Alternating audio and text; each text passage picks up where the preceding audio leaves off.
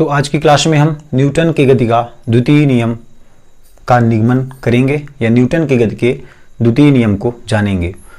तो इसे पढ़ने से पहले हमें संवेग जानना आवश्यक है और संवेग के बारे में हमने जस्ट इसके पहले क्लास ले ली है, उसका वीडियो आप देख सकते हैं, न्यूटन संवेग के बारे में।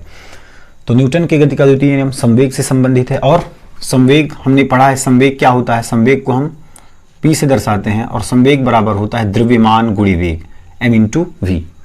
ठीक है, तो वेग कैसी राशि है? सदिश राशि है। तो संवेग भी एक सदिश राशि है और इसकी दिशा किधर होगी? जिधर वस्तु के वेग की दिशा होती है। तो यदि हम न्यूटन के गति के प्रथम नियम की बात करें तो न्यूटन के गति का जो प्रथम नियम है वह मान लेते हैं यदि कोई वस्तु एक समान वेग से गति कर रही है, ये कोई वस्तु है, यह एक समान वेग v से गति कर रही है, गतिमान है, तो इस पर कार्य करने वाला जो नेट बल होगा वह कितना होगा? शून्य होगा। इसके पहले हमने देखा भी था न्यूटन के गति के प्रथम नियम में कि यदि कोई वस्तु एक समान वेग से या तो गति कर रही हो या फिर या तो वह वस्तु स्थिर हो, तो दोनों कंडीशन में क्या होता है? इस वस्तु पर कार्य करने वाला जो नेट फोर्स होता है, जो टोटल फोर्स होता है, नेट मीन्स टोटल फोर्स, वह क्या होता है? वह होता है नेट फोर्स 0, नेट बल होता है 0 इस कंडीशन में। ठीक है, नेट बल 0 होता है। अब यदि मान लेते हैं इस वस्तु पर जो कि v वेग से गतिमान है, इस पर हम कोई बाह्य बल लगाएं, तो क्या होगा? बाह्य बल लगाने से इसके वेग में परिवर्तन हो जाएगा। वेग में क्या हो जाएगा? वेग में परिवर्तन हो जाएगा। ठीक है, वेग में परिवर्तन हो जाएगा। जब वेग में परिवर्तन होगा तो संवेग में भी क्या हो जाएगा? परिवर्तन। संवेग में भी परिवर्तन हो जाएगा, है ना। जब कोई भी वस्तु विवेक से गतिमान है, यदि उस पर हम बाह्य बल लगा दें तो उसका वेग परिवर्तित हो जाएगा और वेग परिवर्तित होने से उसका संवेग भी परिवर्तित हो जाएगा। ठीक है, तो इस प्रकार हम कह सकते हैं कि बाह्य बल लगाने से क्या हुआ? वेग में परिवर्तन हुआ। अब चूंकि हम न्यूटन के गति का द्वितीय नियम पढ़ रहे हैं तो संवेग किस पर डिपेंड है? संवेग है द्रव्यमान और वेग पर डिपेंड। तो जब बाह्य बल लगाने पर क्या हुआ? वेग में परिवर्तन हुआ, मींस संवेग में परिवर्तन हुआ। तो हम कह सकते हैं कि बाह्य बल जो है संवेग में परिवर्तन की दर के अनुक्रमानुपाती होता है। मतलब बल लगाने पर क्या होगा? संवेग में परिवर्तन हो जाएगा। तो इस प्रकार से न्यूटन के गति का जो दूसरा नियम है वह संवेग और बल के बीच संबंध बताता है। इस प्रकार हम कह सकते हैं द्वितीय नियम को कि किसी वस्तु के संवेग में परिवर्तन की दर उस पर लगाए गए बाह्य बल के अनुक्रमानुपाती होता है। संवेग में परिवर्तन की दर क्या होता है? लगाए गए बल के अनुक्रमानुपाती होता है। मतलब बल अनुक्रमानुपाती होता है किसके? संवेग में परिवर्तन की दर के। संवेग में परिवर्तन की दर के। ठीक, बल अनुक्रमानुपाती होगा संवेग में परिवर्तन की दर के। तो बल को हम क्या कहते हैं? बल को लिखेंगे F से, अनुक्रमानुपाती संवेग में परिवर्तन की दर। संवेग क्या है? P में परिवर्तन क्या होगा? Del P by del T. संवेग में परिवर्तन की दर मीन्स होता है समय। मतलब संवेग में परिवर्तन होगा किसके सापेक्ष? समय के सापेक्ष। तो परिवर्तन की दर को हम क्या लिखेंगे? संवेग को P से रिप्रेजेंट करते हैं तो del P by del T हो जाएगा संवेग में परिवर्तन की दर। अब जब ये अनुक्रमानुपाती चिन्ह हटेगा तो बराबर का चिन्ह आएगा और एक नियतांक आएगा K, इसको लिखेंगे फिर वही del P by del T.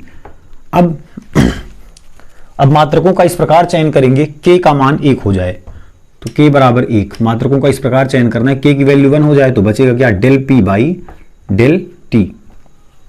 अब देखें जो फोर्स है ना, तो फोर्स हम देखें तो क्या दिख रहा है? समय के अनुक्रमानुपाती दिख रहा है। यहां से क्या दिख रहा है? समय के अनुक्रमानुपाती। मीन्स यदि समय अधिक होगा तो बल का मान कम होगा।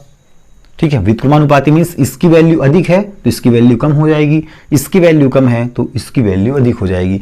मतलब यदि समय बढ़ेगा तो फोर्स का मान कम हो जाएगा, समय कम होगा तो फोर्स का मान बढ़ जाएगा। जैसे कि देखते हैं हम जब क्रिकेट का मैच देखते हैं, हम क्रिकेट देखते हैं तो क्या होता है? जो बॉलर होता है, बॉलर बॉलिंग करता है तो जब बैट्समैन हवा में गेंद उठाता है तो जो कैच करने वाला खिलाड़ी होता है, जो बॉल को कैच करता है, बॉल को जो कैच करता है वह क्या करता है, उस बॉल को पकड़ते समय अपने हाथ को पीछे की ओर ले जाता है ना, अपने हाथों को पीछे की ओर ले जाता है। ऐसा करने से क्या होता है, समयांतराल बढ़ता है। ठीक, अगर हम उसको डायरेक्ट टोकते तो समयांतराल कितना होता, 0। यदि उसको डायरेक्ट रोक दें तो समय कितना हो जाएगा, 0। मतलब वस्तु का संवेग 0 समय पर 0 हो जाएगा, वस्तु का संवेग 0 समय पर 0 हो जाएगा। तो एकदम हम एकाएक उसको रोकना चाहें किसी भी वस्तु को, जो कि एम द्रव्यमान की वस्तु भी वेग से आ रही है गति करते हुए, उसको हम यदि एकाएक रोकना चाहें, उसको यदि हम समयांतराल ना लें तो संवेग एकाएक 0 होगा तो हमें चोट लग सकती है ना। जैसे हम किसी ऊंचाई से बहुत ऊंचाई से हम कहाँ कूदें, फर्श पर कूदें या पत्थर पर कूदें तो हमें चोट आ सकती है, हम मर भी सकते हैं। लेकिन यदि उसी ऊंचाई से हम किस पर कूदें, यदि हम क्या लगा लें, यदि हम नीचे लगा लें क्या, स्प्रिंग टाइप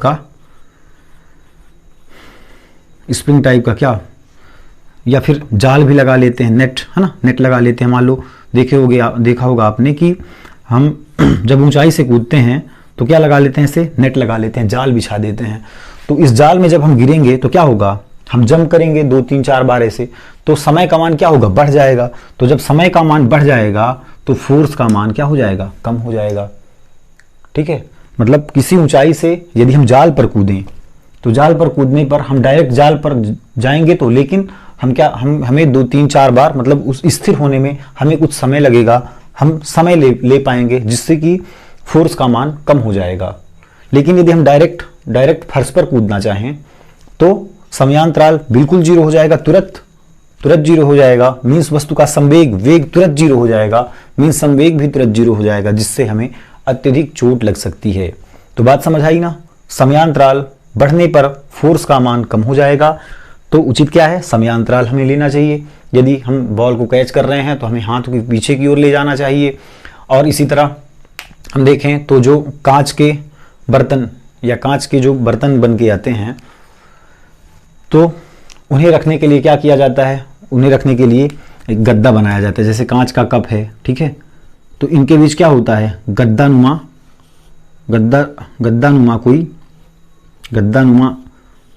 वस्तु, ये गद्दा रख दिया जाता है, जिससे कि ये कांच एक दूसरे से टकरा नहीं पाते, और यदि टकराते हैं तो इस गद्दे से टकराते हैं। और गद्दा क्या होता है, गद्दे से टकराने पर डायरेक्ट उनको चोट नहीं लगती, समयांतराल का मान बढ़ जाता है, जिससे कि कप कांच के टूटने से बच जाते हैं। ठीक है, तो बात समझ आई ना, हमें समयांतराल अधिक लेना चाहिए जिससे कि फोर्स का मान कम हो सके। F = ∂P/∂T। ये है न्यूटन की गति का दूसरा नियम कि जो आरोपित बल है वह संवेग परिवर्तन की दर के अनुक्रमानुपाती होता है। अब इसको अब हम चूंकि गति का दूसरा नियम किस फॉर्म पे पढ़ते हैं, F = ma की फॉर्म पे पढ़ते हैं, तो इसको ये भी बनाएं, F = ma कैसे आएगा। तो F = यहाँ पे हम लिमिट ले लेते हैं, लिमिट कैसा, ∂T⁻⁴ ∂P/∂T। ठीक है, अब हम यूनिट किसमें, इकाई 3 में पढ़ चुके हैं कि यदि लिमिट ∂T⁻⁴ हो तो डेल डी में कन्वर्ट हो जाता है, तो डेल डी में बदल जाएगा लिमिट ∂T⁻⁴ लगाने पर। मतलब ये क्या बन जाएगा, तात्क्षणिक संवेग, किसी क्षण विशेष पर संवेग, ∂P/dP/dt। ठीक, अब चूंकि इसका हमें मान रखना है, P का मान क्या हो जाएगा, d/dt, P की वैल्यू हो जाएगी mv। ठीक है, P का मान mv, द्रव्यमान गुणा वेग, P का मान mv हुआ तो F = हो जाएगा। अब m क्या है, द्रव्यमान, किसी वस्तु का द्रव्यमान नियत रहेगा, बदलेगा कौन, समय के साथ वेग बदलेगा, द्रव्यमान तो नहीं बदलने वाला वस्तु का। तो इसको ये कांस्टेंट हो जाएगा, इसको बाहर कर लेंगे, d/dt × v। ठीक, अब dv/dt क्या होता है, त्वरण होता है a, इसको भी बता चुके हैं, dv/dt = होता है a। तो F = ma, या F = वेक्टर हटा के भी लिख सकते हैं ma। ठीक है, ये है न्यूटन की गति का दूसरा नियम। ठीक, तो न्यूटन की गति का दूसरा नियम किस पर लागू होता है, जब कोई वस्तु m द्रव्यमान की वस्तु गति करते हुए आती है, उसे हमें रोकना है तो हमें समयांतराल का मान अधिक कर लेना चाहिए, जिससे उस वस्तु का फोर्स जो वस्तु हम पर फोर्स लगाना चाहती है उस फोर्स का मान कम हो सके और हमें चोट लगने की संभावना कम हो सके। ठीक है, किसी वस्तु को कांच वाली वस्तु को आपस में टकराए ना, इसके लिए उन दोनों के बीच एक गद्दे का गत्ता रख दिया जाता है ताकि दोनों एक दूसरे से टकराने से पहले समय लेते हैं और समयांतराल बढ़ने से बल का मान कम हो जाता है और कांच टूटने से बच जाते हैं। ठीक उसी प्रकार जब हम ऊंचाई से किसी फर्श पर कूदते हैं तो समयांतराल एकाएक 0 हो जाता है, जिससे वेग एकाएक 0 हो जाता है और वेग के एकाएक 0 हो जाने से बल का मान बहुत अधिक हो जाता है, जिससे हमें बहुत अत्यधिक चोट लगने की संभावना होती है। इसके विपरीत यदि हम किसी जाल पर कूदें, ठीक किसी नेट पर कूदें, तो नेट पर कूदने पर क्या होगा, समयांतराल अधिक हो जाएगा। हम डायरेक्ट नेट पर जाएंगे तो ऊपर कुछ दूर तक नीचे जाएंगे, फिर ऊपर आएंगे, फिर नीचे जाएंगे, ऐसे समयांतराल का मान बढ़ जाएगा, जिससे हमारा जो फोर्स है तो हमारा फोर्स एकाएक 0 नहीं होगा, मतलब फोर्स हमारा धीरे धीरे कम होगा, एकाएक कम नहीं होगा और हमें चोट नहीं लगेगी, हम चोट लगने से बच जाएंगे। ठीक है ना। तो यह है न्यूटन की गति का दूसरा नियम, F=ma, या बल अनुक्रमानुपाती होता है संवेग में परिवर्तन की दर के। ठीक, धन्यवाद। कल देखेंगे न्यूटन की गति का तीसरा नियम।